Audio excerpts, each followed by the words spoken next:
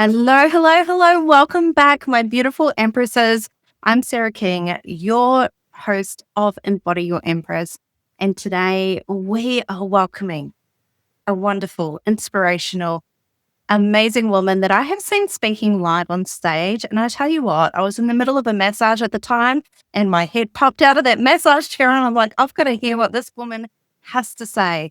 Welcome to Embody Your Empress. Thank you so much for having me, Sarah. It's an absolute pleasure. And I'm sorry if I had any part in straining your neck whilst you were trying to sit in. Any excuse for a massage is perfect for me. So that is always good. Kaya, you are an energetic master, right? This is your world, what you draw out of people, how you connect with people.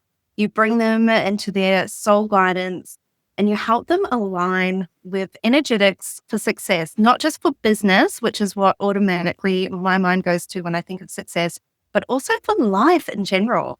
Yeah, absolutely. How, tell us about you. How did you become on this path? Such an important path. Yeah, it is such an important path. I believe as a very young person, I'm now 45 years young, and as a very young person, sort of, teenager, I always knew that there was something much more to life than just this physical world that I could see and the emotional world that I could feel. I had this sense of energy running through us and running around us and through my hands, and always was connected to this high vibrational frequency. And at a very young age, probably didn't know much about what it was, but I knew that I had the capacity to be able to make people feel better. And most of us do have that capacity, but I was interested in that capacity. And it was something that felt really natural to me to be in the same environment as others, lay my hands on others, talk to people, and use this skill of my own energy to elevate theirs. And so that was, I guess my first experience with playing with energy was realizing that my energy helped to lift other people's energy because I chose for it to do that. So it became something that I was interested in. And at a very young age, I left England where I grew up and I went to travel in India and left sort of English lifestyle behind and went to study yoga and meditation and spirituality in various different methods, techniques, and lineages and energy healing, and became something that I was really passionate about in my early 20s. And that's actually when I started this work. So I started to combine nutrition and physical exercise and yoga and meditation with the energy world. So I would realize very quickly that everyone that I was working with had all the skills in the physical world and energetic world.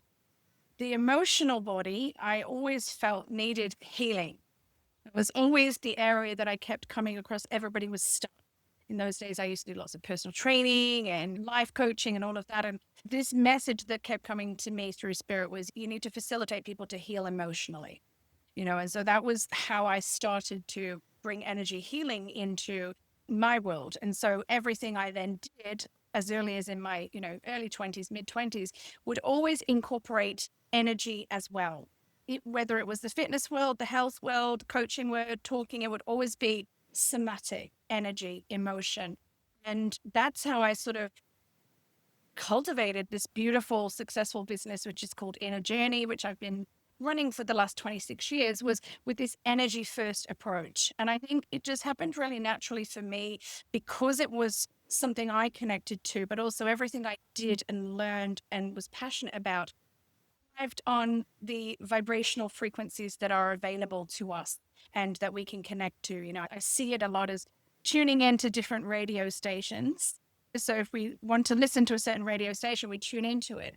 With frequency and vibration, it's very similar. We tune into certain frequencies in order to embody them. And when we embody them, we become them. There is no separation from those frequencies, such as gratitude, compassion, love, integrity, authenticity, and so on.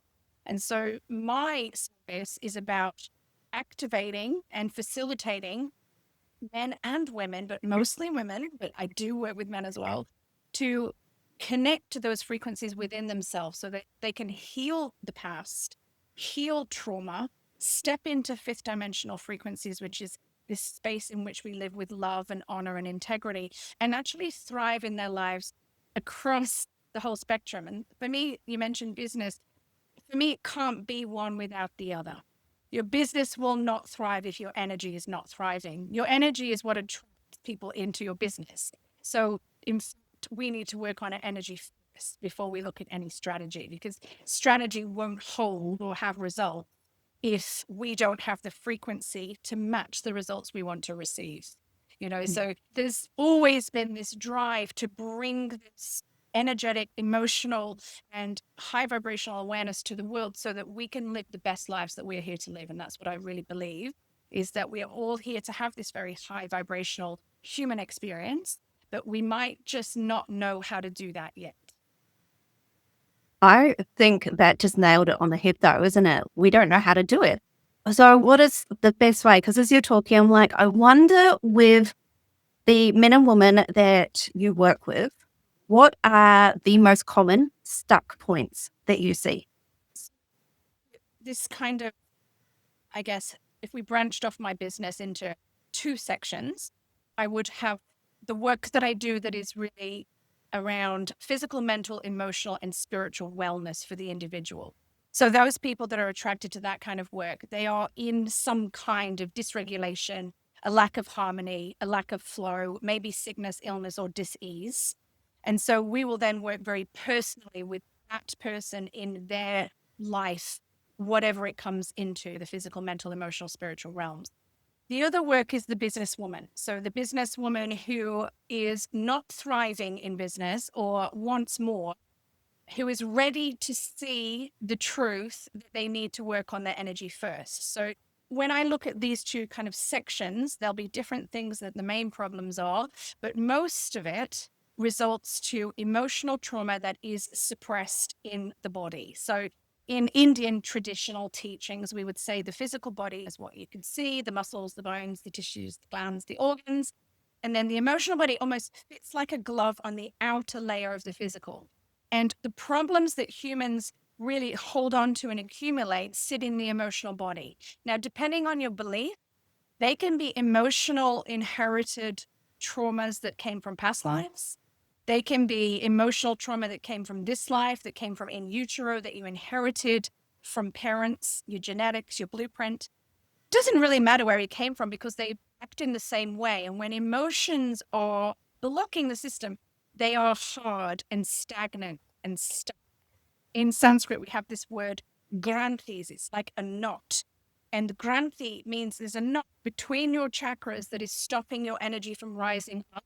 And it's there because you need to work on something before you can elevate to the next stage of consciousness. So we often have 3 granthis and we hit big blocks when we're wanting to break through those. And in the emotional realm, it will be things like fear, distraction, resistance of some kind. Those are the major 3, but they will filter out into many different individual problems that one is experiencing. Scarcity and lack as a frequency is also a very huge problem, especially in the West. So I'd say 80% of people who come and see me are struggling with some kind of scarcity and lack. So they're in fear, which is immediately scarcity and lack frequency. They believe there's not enough, whether that's related to time or money or anything else. That is also scarcity and lack frequency. And there's a lot of clients to go around. There's a lot of money to go, whatever it is. It's a frequency that is collective that a lot of humans have been born into through their genetics, through their families, from comments mums and dads make. Money doesn't grow on trees. We don't have enough. I'm too busy. There's no time. So we embody, inherit all of these problems. And what they do, they block our energetic system. So they block the chakras, they block the energy flow. So then people will come to me with those problems that relate to their individual typing. So if they are experiencing fear, there can be a number of different ways that the fear will come to the surface. If they're experiencing lack or worry or resistance or distraction, there can be so many different individual stories. For me, I'm actually looking at them as the same frequency, but they have individual stories. Does that make sense? Yeah. Yeah. So if somebody comes to me and they're dealing with fear, it's very unlikely they're going to come and say, I'm dealing with fear. Can you help me? They're going to tell me what their story is. And then I'm going to work with them to break down and dissolve the residual or the solidified fear that is blocking the pathways in the system. So we use various different modalities to do that so that we can actually dissolve that energy so it's no longer present, so that the energy does what it's supposed to do, which is rise up. We're supposed to rise up and lift and thrive and succeed. We're not supposed to fail and be scarce or lacking or stuck or all of the other frequencies that we're dealing with. So with these problems that people come to me with, it can either be really detrimental physical health stuff, which it is a lot, constant sickness, chronic sickness, things that haven't been able to be healed anywhere else, surgeries. It can be things like grief and loss that have created this massive trauma, any kind of trauma, or it will be people who are in business who are just going, I'm doing all the things I'm supposed to do. I'm doing everything I'm told. I've got this strategy I'm paying thousands of dollars for, and the energy just doesn't match what they want. So if they have intention of becoming a millionaire, for example, but they don't believe in any way, shape, or form that's ever going to be possible, it will never be possible. So then we need to work on frequency change and shifting and moving whatever is blocking us from rising into that vibration anyway. Do you, or how often would you find someone comes to you and goes, Kaya, I need some help, tells you the story, and then when you're like, okay, let's get into it, do they put the walls of resistance up? Does that Actually, happen? no, not now, because I'll tell you why. So I've been doing this for 26 years. So in the early days, my vibration would only attract a certain frequency of people because that was only as far as I could go with them, because we can only ever teach where we have been. So in the early days, I would attract people who maybe weren't ready because I probably wasn't fully ready in those areas anyway. So as we evolve and we become very accurate in terms of our energetic distribution and our boundaries and our attraction, we only attract people that are ready to work with us. So now it's rare. And if it does happen, it often happens when someone has gone through quite a lot of work with me and then they've hit they've brushed up on some really challenging edges, and then they might go into fear or contraction of some kind. More often than not, we will work through it because by that time there's a high level of trust been created, and I create trust with my clients very quickly. But it's rare these days because I don't attract people who are not ready to work with me. I love Fantastic. that. It's just Yeah. beautiful because what I do is very unique and very different, and people will be attracted to that. They will go, wow, I want that. Whatever that is, I don't even know what that is, but I want that. And so the likelihood of people hitting that wall stage and the resistance going up is less. And when it does, we're just really open about what is happening. And in my work, I love to really give people very different ways of looking at life. So they will be able to see often what it is. And if we can recognize resistance, it's very easy for us to take on the challenge of working through it.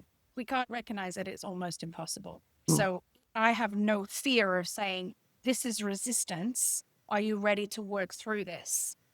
Yeah, mostly it will be, yeah, let's do it. Or other times it might be, they go away for a few days and they fester a little bit. But because of the way that I work and because of the compassion and care, there's such a level of trust. I think people are just ready to trust that I can unlock that with them. Oh my gosh, the transformation. Do you have any transformational stories that just stand out of what your clients have journeyed? There's so many, but I'll give you like a little bit of insight into some of the, I guess, the most exciting ways that this transformation happens. Because I have a number of different ways that you can work with me, I tend to get women coming in for that minimum. So for me, my minimum is still pretty committed. My minimum would be 3 months of working with me. There's nothing less than that. But then they will come in at the 3 month, and it's like this almost this curiosity, and they'll come in with a specific problem. Oh, I've done all this training, but I'm not stepping into my power, or I'm having a difficult time with my husband and I'm thinking of leaving him, or whatever. This is tiny little story. I'm not saying that it's not important, but it's little. And then what I love is they do that little bit of work, and because we're working soulfully, which means I'm working in the quantum with your soul and my soul, so many other things come up.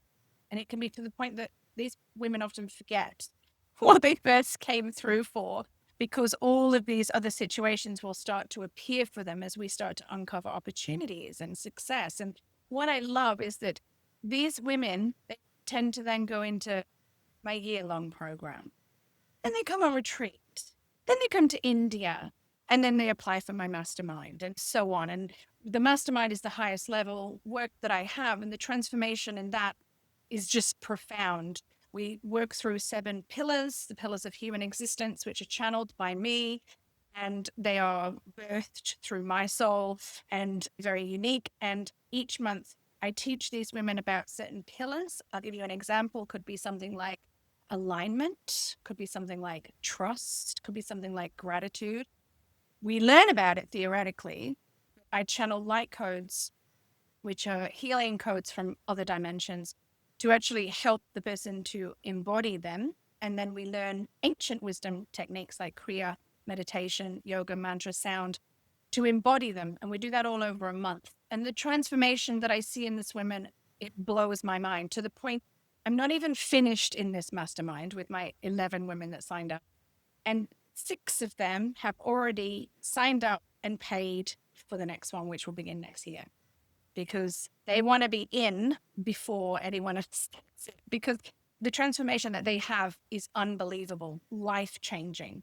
A lot of it is very personal, so to talk about it in detail is a little challenging, but things like having an inkling that something wasn't right in a job, and then by the end of the time working with me, they're running their own business at 6 figures. And somebody else might have an inkling that there is a problem in a marriage, and that's been there for a long time. And then by the end of it, they've had the courage to leave and step into their power. Also, physically, I've worked with people who have stopped all of their antidepressants, anti-anxieties. Never do I suggest that. They always feel so good when they receive hands-on healing and quantum upgrades that they naturally stop. Many people have healed inside their body. I never say I'm a healer. I am a facilitator of healing. They have healed fully physical sickness, illness, and disease whilst they've been working with me. So their rheumatoid arthritis, their pain in their body, thyroid issues, liver issues, rectify themselves whilst we're working together, because the intention is to purify physically, mentally, emotionally, and spiritually what is there. And if they do the things I suggest and work alongside me in a co-collaboration, then they will have amazing, amazing effects. But it is about commitment, so you've got to be committed to put the work in yourself. And I'm very strict on that with my clients and the people I work with. No one can do the work for you, as you'll know. You are going to be guided by me and given multiple tools from multiple dimensions. But you also have to be ready to step into what it really means for you to look at your own. If you like to look at the stuff that needs to be looked at, because if you're not ready to do, we're not a match. Absolutely. So success and healing is profound. And I think weekly, it brings me to tears still. I will speak to women daily, because the women who are in my year-long program have, 24/7 access. They're in a messenger with me where they can message me anytime. If I'm asleep, they're not going to get a response. But the rest of the time, I'm committed. And the stories and the comments and the things that come up for people, it is moving. I'm working with women at the moment who have recently lost husbands, and people who have come from very religious backgrounds and have had very significant people die. And I facilitated them to see things a different way, that you're not just dead and gone. You can still energetically connect. You can still heal. You can grow. You can actually enjoy life. You're allowed to move on. But also, what about these different new ways of grieving that we can do, instead of these Western ways of grieving that keep you in the darkness and in the stagnation for so long? Repression and all the constant negative cycles. Absolutely. And I spoke to a woman just the other day who shared that she wouldn't have been able to get through the grief of losing her husband was it not for me, because I had taught her a different way. Her religion had taught her something different, and I didn't challenge her religion. I just guided her into different ways of looking at it. And I know that actively I'm supporting this woman in her grief. every moment. And that's not just one, that's a few, but it's profound work. It really is. There seems to be a lot of people passing from this world at the moment. Do you notice that in your work? Like I've noticed that is the perception of many people around me at the moment. So whether it's a collective consciousness of the area we're in, or but for me, I always remember that is a consistent flow because it is. So it birth, life, death, rebirth is a constant cycle. So I think sometimes when we're noticing it more, it's either more in our area, it's more in our field, it's more concentrated in our space, but I don't think it actually changes too much other than when there is intervention, without going into detail on that. But when there is intervention coming in from various different means, then that I can, think we know. yeah. And there's not even when genocide and anything else that happens, that we can notice that more. I think also as we become more compassionate and as we evolve, we care a lot more about it. So when we're a bit younger, sometimes you might hear somebody's past, or maybe some people don't connect to it as deeply. Whereas when we evolve and we do choose a spiritual path, we naturally evolve towards compassion. So we actually care a lot more when we hear about it. That's a beautiful point. Beautiful. We Yeah. don't dismiss it. We No, feel it, in fact, and we feel it. definitely feel it. Yeah. So met a new person the other day and instantly I could just feel that they had lost someone very close to them. And as we engaged in conversation that came out, I was just like, oh, my heart was in shattered or like it radiated through. But that's really interesting. Yeah, definitely something to think about. It must have been really interesting as a young person, as a teenager, thinking of the time you were growing up, that you had all this connection, this energetic power, this beautiful way of looking at healing people, bodies that wasn't always talked about back then. And I'll be really honest, I didn't really know what to do with it. And actually, it was quite scary. So I would do what probably a lot of young people do. Then I would mask it and try to suppress it or mask it with alcohol or drugs or whatever else, because it felt like it made me too different to other people. And then I actually found that through experimenting with various different illegal substances, I was actually more accepted in realities that I believed to be true and real for me most of the time. Because when people were under the influence, they could relate to my world. So then I think that was a bit of a traumatic downward spiral for me in my teen years, because that is obviously a harmful path. And so, whilst I don't have any regrets, I actually believe that a lot of that time really is, I'm really grateful for that, because I am who I am because of that. But also, it was because I didn't know how to express or what to do with the energy. Now, I was blessed enough to be brought up with a very beautiful, amazing Indian mother who naturally has spirituality flowing through her. Even though she moved to England, she was naturally, I believe, still is a very spiritual person. So there was a sense of openness, like we were brought vegetarian, which no one else was. And people thought that was weird. And we had the choice. We could choose it because mum was that. And we used homeopathy and we used natural medicine and things like that. So there was always this sense of being a little bit different. And I think that was helpful, but also it was that, yeah, what do I do with this? And I was very young when I decided I need to go to India. So I remember just like, and I had a very clear message. I need to go to India. And I was 19 when I went first time for a year with my best friend. And I knew it. I just knew. I asked her, I knew she'd say yes. And we saved up. We worked in bars and pubs and restaurants and had full-time jobs and just went off for a year. But I knew that would be where I would feel really at home. Now, Indian heritage, yes, but I'd never lived there.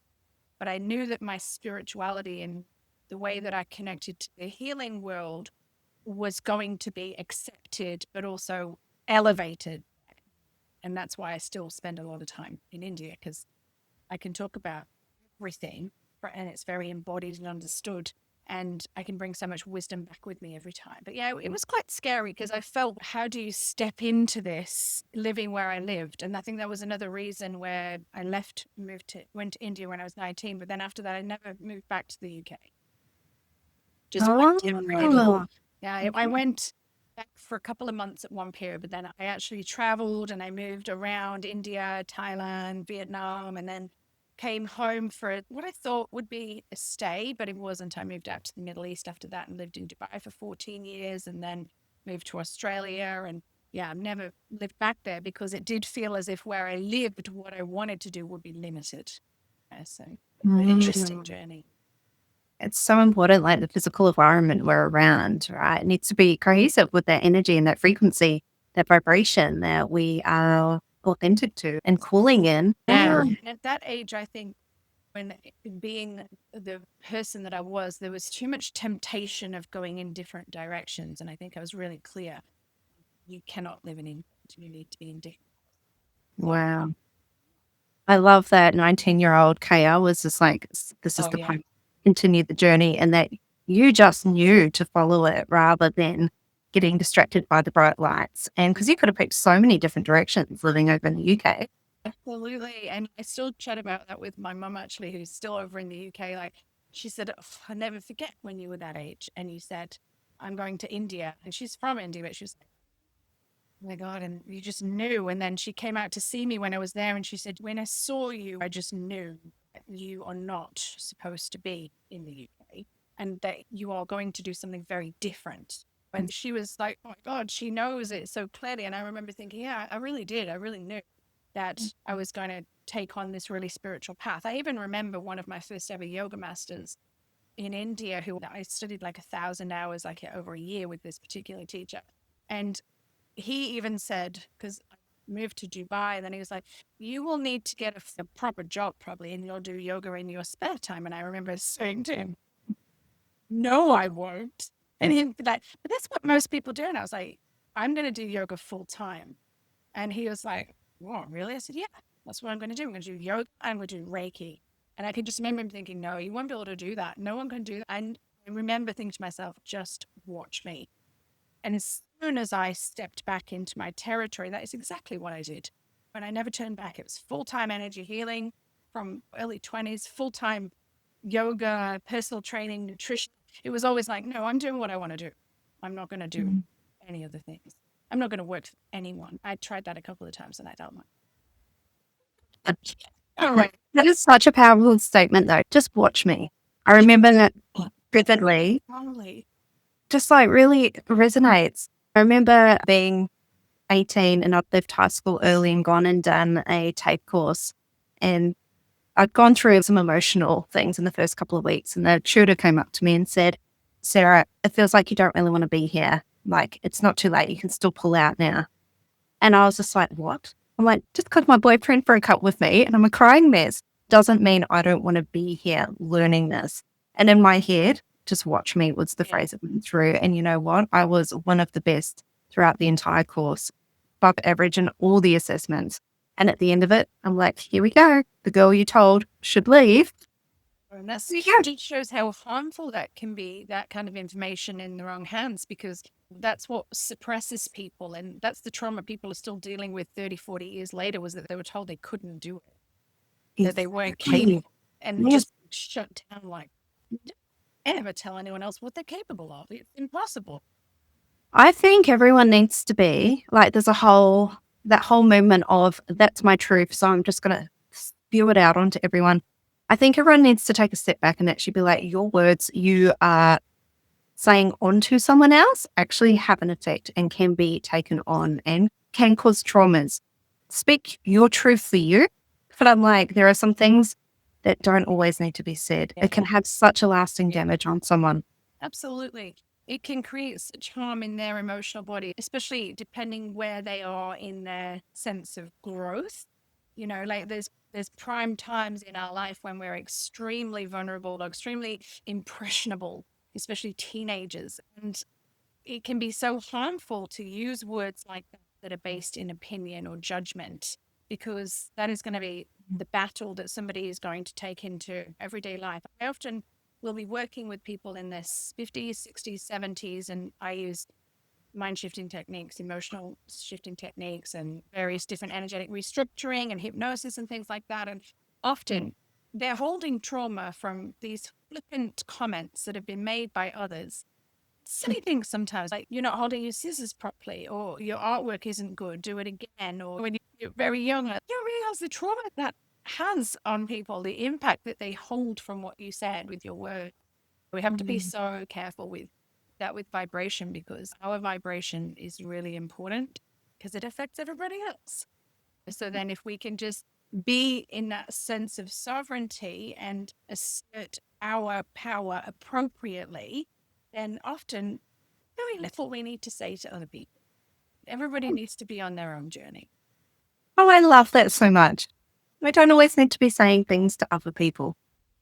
It's very liberating and actually really gives you such freedom when you decide to pull back from that and just step into your own sovereignty. You're almost pulling your cords of power back and just, okay, I'm not going to give out anything that is not mine to give. I'm going to keep myself sacred. I'm going to maintain my sovereignty. And if somebody asks me, I'll be the first person to be there for them. If they ask me or if they're paying me, but otherwise, mine. And even if they're paying me, it still needs to be compassionate. It's still got to Yeah, be passionate and full of love and boundaries. Yeah. absolutely. Even if you're calling out resistance, it's still done with love and compassion, right? Fantastic. You were speaking before about the soul work that you do. And that's really interesting you mentioned that, because I was having a conversation with someone else the other day, and I was like, do you chat with your soul? And they were like, I don't know what you're talking about, Sarah. How do you even do that? So I would love to hear from your perspective. If someone has never tapped into their soul, never had a conversation, is scared, which is what they were, scared of what they would find out if they did, how would you approach this? How would you lead them into doing it? Okay. So for me, what would be important would be to identify with them the different layers of body. And I sometimes joke with my clients with this, like we're all schizophrenic, right? Because we have different layers. So you've got that physical part that is the muscles, the bones, the tissues, the glands, the organs. You've got that emotional part that is your feelings. The emotional part is the moving out of the feelings. Emotion comes from the Latin emovere, which means to move out. So your emotional body is responsible for the feelings moving in and out. And then we have the mental body, which is your mental clarity and your thoughts and your ability to balance your thoughts and your higher insights and intuition. And then we have the soul body, let's call it in this instance. And that part is your unique imprint. It is your essence will exist in this body, but will exist in numerous bodies after that. And this is the part that makes you uniquely who you are. This is where all your answers are. So for me, I feel identifying in some way what the soul body is really important, because when we introduce someone into communicating with their own soul or connecting to their higher power, connecting to their superconscious state, it can feel intimidating and sometimes a little bit scary because they don't have any reference point. They're like, how the hell do I do that? What on earth are you talking about? So what we actually need to really come back to in that instance is helping them to identify that there is something much bigger than them, and that actually what they know to be true in this realm, physical, mental, emotional realm, is actually a very small part, because the soul is actually in the quantum, it's multidimensional, and it exists across time and space, and it will always exist, and it always has. So that part of you, you need to train yourself to understand it before you can really just dialogue straight away. If we teach somebody to dialogue in the early days, it's very much like using something similar to prayer for me. So I always teach people about faith, because I don't want to go down the track of religion or anything that triggers religion. Notice how someone who is devoutly religious has really strong faith. They just believe. They just know. They just believe they've got that sense of faith down pat. So when we connect into soul work, we need to have faith and a knowing that there is a bigger part of us that if we communicate directly with, will really co-collaborate and serve us in the human realm. Because the idea is that the soul is here to support you, but the soul is giving you messages all the time that come down through the crown. They travel through your chakra system, and then they are embodied physically, mentally, emotionally, so that we can then live the essence of the soul in human form. The soul resides in the heart, and it's communicated by the throat. So if the soul resides in the heart, this is where we get to express that soulful part of us. So I think with a lot of people, we want to take out anything unusual about them working with their soul. And I teach people sometimes, yes, with the word soul and with the word spirit, but other times I teach them in a place to understand this, that they are tapping into divine intuition. What would you say? What would you do if there was no limitations, there was no boundaries, the physical body wasn't in the way, the mind wasn't? What would your soul say?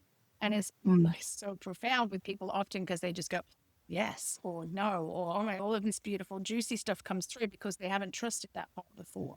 So for me, it really does depend on the person, where they're at, what they're open to. And if you've got someone like that who responds to you with, I don't even know how to do that, I would start getting them to journal on the separate parts of their being. And I actually often give them little journal prompts. Today, my physical body has been feeling like this. In my physical world, I've been experiencing this. In my emotional body, my feelings, this has come up and I've noticed this. And in the mental realm, my thoughts have had this quality and I've been ruminating. And then your soul. And then it takes them into soul. And then we teach them about that part being separate as well. And so that's the part of you that is just pure magic. That's a part of you that exists in joy and gratitude and love. That's the part of you that has no boundaries or limitations. So what about that? And I often introduce it that way and give them daily homework to address the different parts of the body. For someone who is more open, I will teach them somatic practices, breathing techniques, and mantras to activate their soul consciousness so that they're working super consciously. I'll use meditations that take us out of the body and take us into what we call the superconscious realm. And I get them to create these amazing images or feelings of deities, archetypal energies, so that they can give their soul some kind of visual or give their soul some kind of energy that they can connect to a little bit more easily. So they can imagine and have an actual dialogue. I've got some beautiful meditations that I use like that. So they're almost creating this soulful, superconscious version of themselves so they can dialogue. And it takes a lot of the woo-woo and weirdness out of it for some, and for others, it adds it, which they love. So it's always going to be unique to the individual. That makes sense. Absolutely. I love that. I have not thought of creating a persona for my soul that I can just like, because for me, in my mind, I visualize like literally picking up the phone and having a chat. Like that's how I connect, like in an instant to that. I might need to put a speed dial name on it. And I think the whole kind of process where with others, it can be very beautiful with those kind of super conscious meditations, teaching people how to really deeply relax into parasympathetic nervous system response, where actually visualization and soul work becomes a lot easier because we are then in soul mode, is what I call it. We can become frequency that really understands that high vibrational energy. And then we have a visualization or a set of you're walking through a beautiful forest and then you see this gorgeous crystalline structure. And then, you'll open that door. And when you open that, your soul is there. Oh, I get goosebumps. Now, what does she look like? How is she carrying herself? What is she wearing? What does she look like if you make her bigger or brighter or stronger? And they start to really connect to that being them. And in turn, it doesn't only introduce them to soul discussion, it also introduces them to this beautiful realm of expansion where they're going beyond this five sensory being and they're expanding into extrasensory behaviors, which is what we really need to get back to, is knowing that there is so much more. But it is beautiful because I love to really work with the individuals with how they connect to their soul because it's so different. And it can be through dance and it can be through song and it can be through play and it can be through picking up the phone or the visualization. But we've got to make sure that it is individualized with those we're working with so that they resonate with it. Interesting. What kind of play connects someone to soul? So if we become play, for me, everything I do is playful, right? So I have a couple of rules. First rule is to live in present awareness, because if I live in present awareness all the time, I'm always in meditation. So basically, to meditate means we are presently aware, right? So people say, I can't meditate all day. And I'll go, I do. If I'm in present awareness all day with everything I do because I choose that, then I am in meditation all day. And that's why my frequency is so high. And the second rule I have is to play every day. So for me, my favorite play is dance and body movement. So I've been out with my silent headphone set and we put music on and we dance for an hour. We do it every Wednesday, every second Thursday. And it's playful, it's light, it's fairy like. Other types of play could involve movement, but it also could involve games and craft. And it's something that the intention is purely joy. The intention is nothing but joy. You're not looking for any other intention. You're looking to connect to the frequency of joy through that playful practice. It could be coloring, it could be craft, and anything that you feel is playful. Wow. And so often we are doing something like that with the focus on the outcome or the productivity of it, or I've got a time frame I need to commit to. Yet if we actually just dropped all of that and just enjoyed it. Yeah, because it's joyful. And like when you see children playing, they're in joy. The frequency of joy is very easy for them. And this is one reason, I think it's 20 years ago now, but I committed to play every day, play of some kind every day. And that means the frequency of joy and gratitude and devotion is active within me every day. The highest frequencies we can connect to is gratitude, joy, and love. So those three are needed for me to manifest everything I want in my life. Those three frequencies take me into such a high vibration that I can do whatever I want. So why would I not choose to connect to them every day? And it's important. What are your thoughts on the word happy and happiness? It's interesting. Like I feel like it's the words like good and fine. Happiness. It's fine. Yes, so much more than happiness. Like in Sanskrit, which is one of my favorite languages because I teach a lot from the Indian realms and I'm also a mantra teacher. But in Sanskrit, we would say contentment. So they use the word santosha. And if somebody gives you the word santosha, maybe an English speaking person would translate it to happiness. But the true meaning of the word is contentment. And what it actually means is we have complete gratitude and joy and happiness, if you like, and contentment for what we have, regardless of what it is. Because I think my problem with the word happy is the externalizing of what's involved with that. Oh, this will make me happy. If I have that, I'll be happy. If I do this, I'll be happy. It takes us away from the present moment because people believe that they need to do something or have something or be something to be happy. Whereas contentment, I think, just brings it straight back into ourselves very quickly. Rather than chasing the happiness drug. Because I think it is like that a little bit in the Western world with happiness is like a lot of people believe that they need to be doing or creating or having or taking or something to be happy. And so they're not being present to what they have now. And I'll say to people who are working with the happiness frequency, just be happy. That's all you need to do. Choose it in the moment, right? Presently to be happy and choose that moment every time. If you choose to do it now, you're embodying it and integrating it now. And if you keep choosing, it will become a default. Yeah, it's possible, right? It's not elusive. It's not the Loch Ness monster of feelings. And it's simply just a choice. Like choosing to be happy is something, again, I consciously chose. And then I got so bored with happy. I was like, no, I want more. It was like, that's starting to get stagnant. And then it's content, joyful, expanded, like absolutely ecstatic. That's how I want to feel each day. And yes, we humans, we're going to have bad days. But if we still choose to be in a high vibration during those bad days and tough times, then we don't start dropping rapidly into low vibrational frequencies and becoming happy or unhappy. And so almost choose the frequency of happiness, and that can be yours regardless of what else goes on in your life. Like choosing the frequency of anything. You can still grieve and be in pain and trauma in so many ways, but you can still choose a different frequency to live with it. You know, it's a practice thing. And it's very mindful, right? Like you have to make that choice. You have to commit to it. You have to come back to yourself when Yeah. you might stray.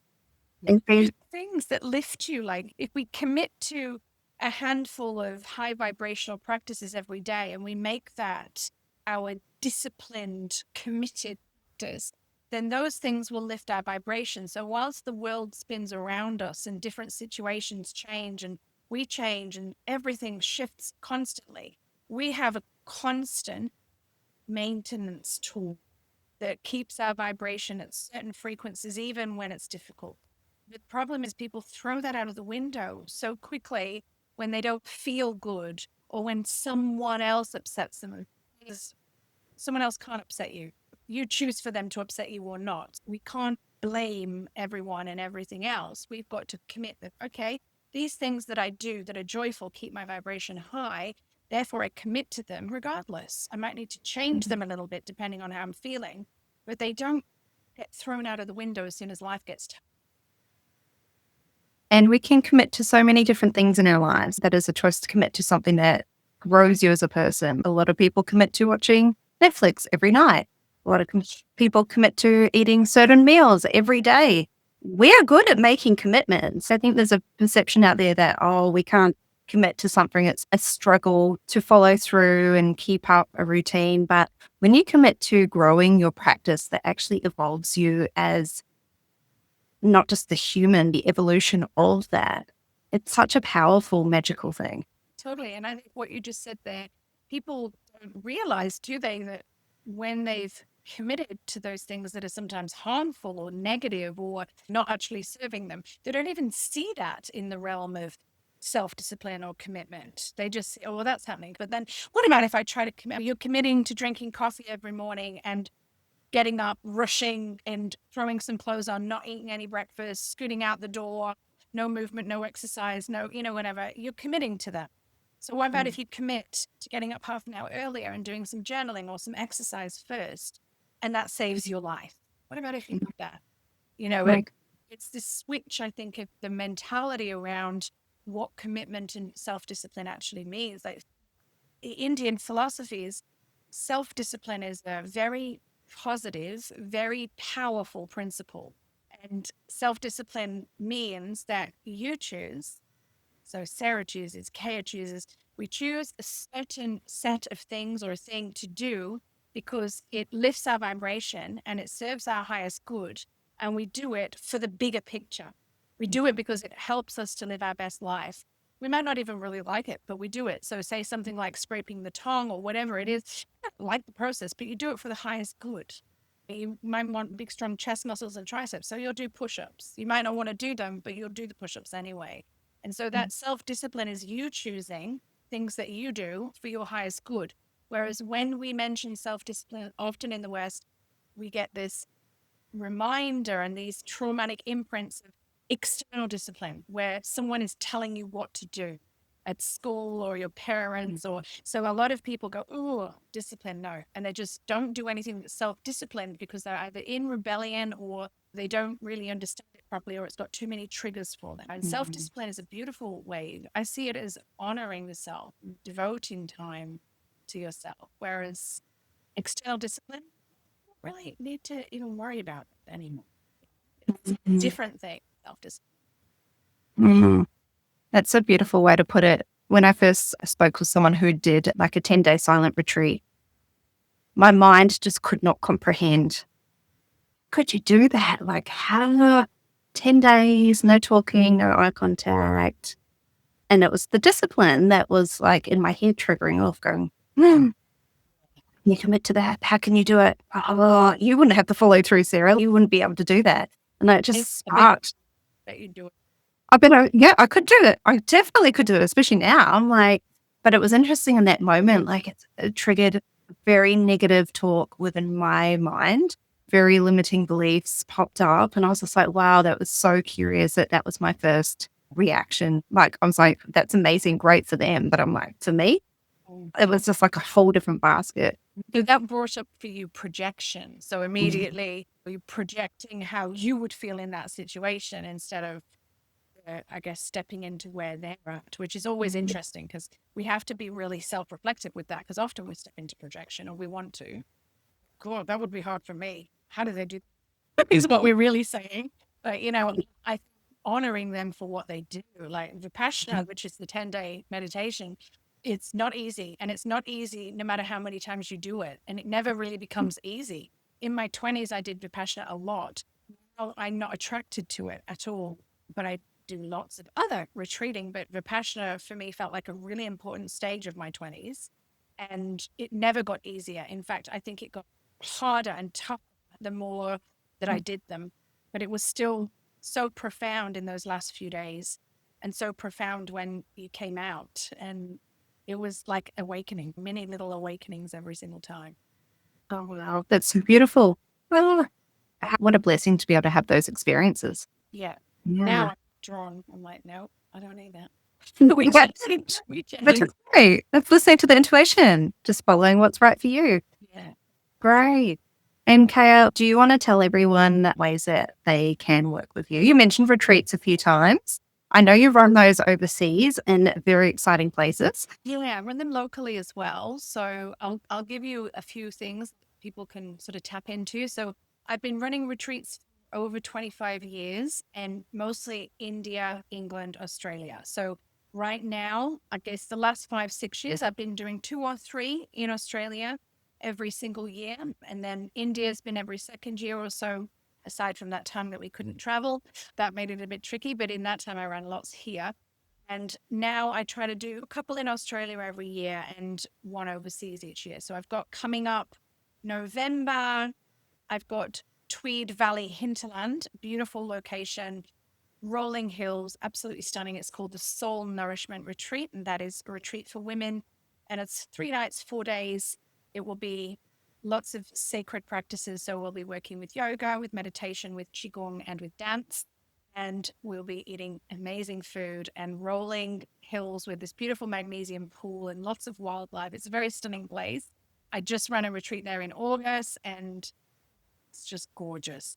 So I've been blessed to find this venue actually because it's quite a new venue and the woman who owns it is now working with me. So that's a beautiful little sort of gift, I guess, that we've had from that too. So Soul Nourishment Retreat is a very beautiful container for women who really want to give back to themselves.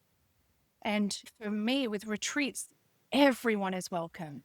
And often there will be other people who are doing similar work. There will be people who are doing nothing. Like literally, it is for women.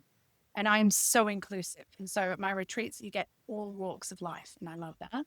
The next India retreat is June 2026. That is in the Himalayas. And there's only one spot left for that one. There's only one spot left for both of these retreats. Almost full. The Himalayas is a 10-day experience combining yoga, meditation, and then things like pottery from the local village and different artisans and different culinary experiences and definitely some walking in the Himalayas as well because it's very beautiful. And India is my second home. I just ran a retreat there in April and I try to do India at least once or maybe once every 2 years, but it is magical. Like definitely jumping on those early because they sell out really quickly. Oh, I can imagine. Do you Retreat have is happening. People want retreats, they can contact me and I can always put them on waitlist as well. That was literally the question I was going to ask. You would have a wait list, yes. And there's a wait list. So there's still one juicy spot left for November. It's been funny because there's been a couple of people who've come and like I felt like not the right person. I don't think they're going to take it. Not the right person. And so I was saying to my friend, yes, I'm really interested in who's going to take this one because it feels like it's being saved for someone really, really special because there's been a bit of in and out. The rest of it sold out within 3 weeks as my retreats do. They sell out quickly. India almost sold out within the first 2 months of being launched a year early. So people know of my experience on retreats and my retreats are very transformational and they're extremely potent and they are rooted in a lot of experience. And I think that really makes a difference, especially ancient wisdom really sort of combined with the modern day and the channel techniques that I bring together. It's very individual and very unique. So yeah, get to a retreat if you can because they are magic. So magic. And other ways people can work with me, I have a signature program called the Path to Life. And the Path to Life is a container of which you can sign for 6 or 12 months. And in that time, we work on the 4 pillars of health. So physical, mental, emotional, and spiritual wellness. It is an individualized, tailored program, and it includes things like nutrition plans and movement plans and structured techniques for people who need all of that stuff, and hypnosis plans and mind shifting techniques, all of this juicy kind of stuff. But it also includes weekly one-on-one sessions with me, which are priceless. They can be in person for people who want to receive hands-on or who need to receive hands-on.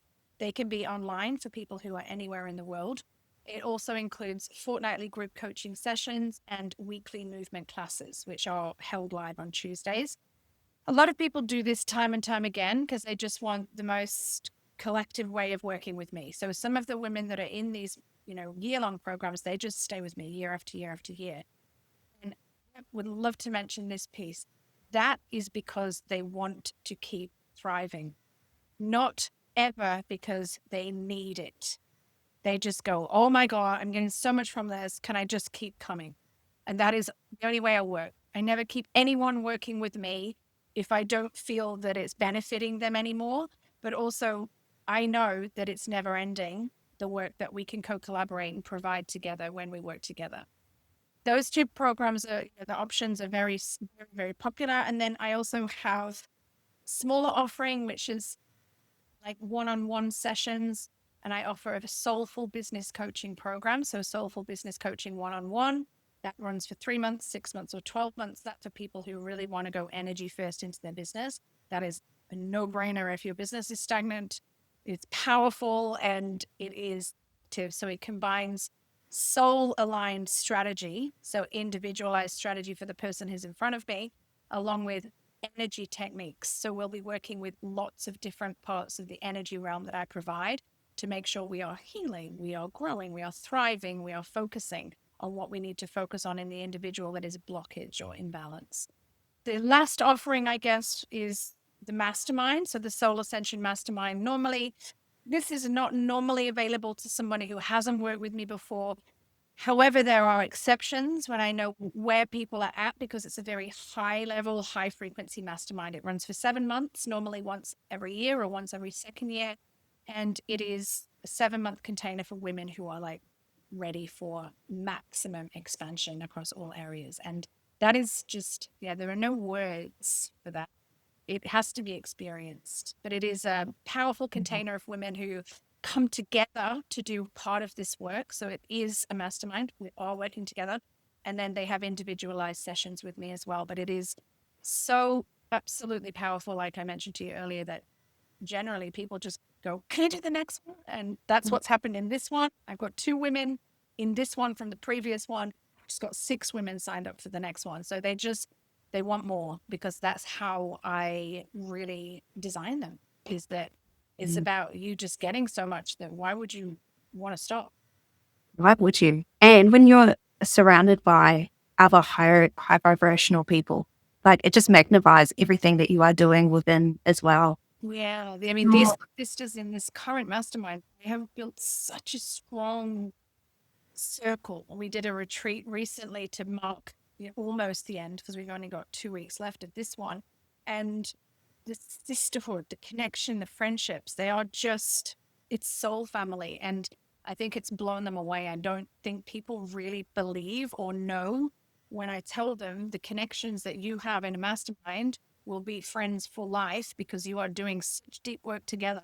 And I don't think anyone really realized it until they get to the end, and they're like, and these women, 6 women, I knew they would do it together, because they want to be together again. And we've already got other people coming in as well. And it's just such a beautiful, beautiful container. That is my very, very, very favorite thing. It's just like nothing you've ever seen. Oh my gosh, amazing. I can just hear it in your voice, like how special. I love it. Just totally juicy. And you just never know what's going to come. But it is for people spiritually overt. I'm channeling light codes.